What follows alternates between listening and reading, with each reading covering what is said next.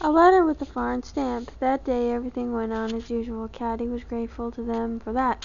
Mother gave her a brief smile and then went on about her morning duties as if nothing had happened.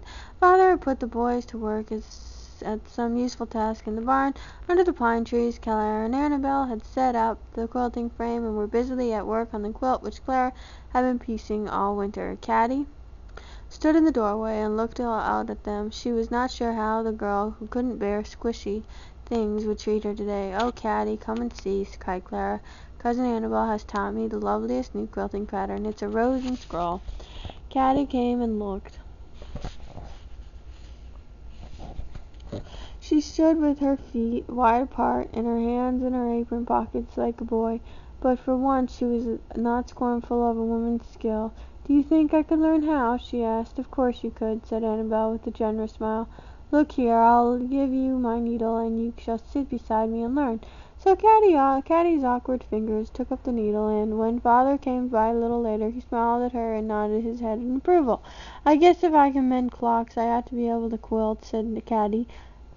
"I would never learn how to quilt, by the way," said Caddie a little defiantly, and nobody contradicted her because she was quilting very well. By noon she was quite as good as Clara or Annabel, and so pleased with herself that she thought quilting one of the greatest sport in the world. When Tom and Warren came up to the barn she hailed them enthusiastically and began to exhibit her skill. "Golly, I could do that too," said Tom. "Girls think they're so smart and with their tiny stitches. Where is the needle?" "Me too," said Warren, and before Clara knew what was happening to her precious quilt, the boys had taken possession, and the three erstwhile adventurers were making riotous scrolls and roses all over it. "Mother," she complained, running breathless into the kitchen, "you've got to make them stop. Their hands are all dirty." Let be, Clara," said Mrs. Woodlawn, smiling. The quilt will wash." So it turned out, when Caddie began to learn to be a housewife, the boys became housewives too. Of course they wouldn't have admitted it for the world, but after all, the three of them had had their fun together for so long that it was hard to break the habit. The kitchen often rang now with their shouts of laughter, and Mrs. Conroy complained that they were always underfoot, but their mother only smiled and nodded. "Caddie's beginning to take an interest in the house," she said. "That's enough for me. A little housework will not harm the boys."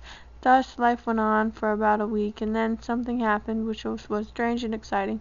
Father had been to the mill at Eau-Gallie, and on the return had gone to Dunville to get what mail the little steamer had brought in that day.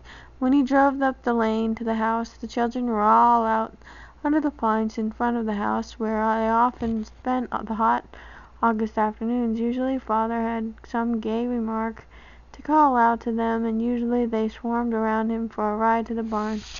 But today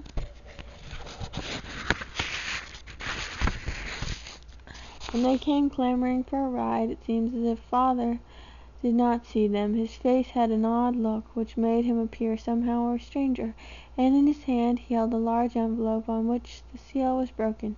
"Tom," he said, tossing the reins to his son, "put up the horses." One look at Father's strange face, and Tom obeyed without a word. Father strode across the grass and opened the front door. "Harriet," he called. "Harriet, come into the parlor with me." The children gasped. The parlor was a sacred room, used only for weddings and funerals, on Christmas Day or special visitors, or when the circuit rider held the neighborhood prayer meeting. It was a special occasion room. But it had one other use, and that was special too. When Father and Mother wanted to speak together very privately on important marriage matters, they went into the parlor and closed the door behind them. They did this now, and the young Woodlawn stood outside and wondered. "Did you see the queer big letters he had?" asked Teddy. "I guess that's what they're talking about. It had foreign stamps on it, and Caddie, I noticed they weren't in the United States." "I saw," said Cousin Annabel, "and I know what they were. They were English, I know, because Mamma has a cousin who lives in England, and she sends us letters. Yes, it must have been a letter from England, but whoever would be writing to Uncle John from across seas?"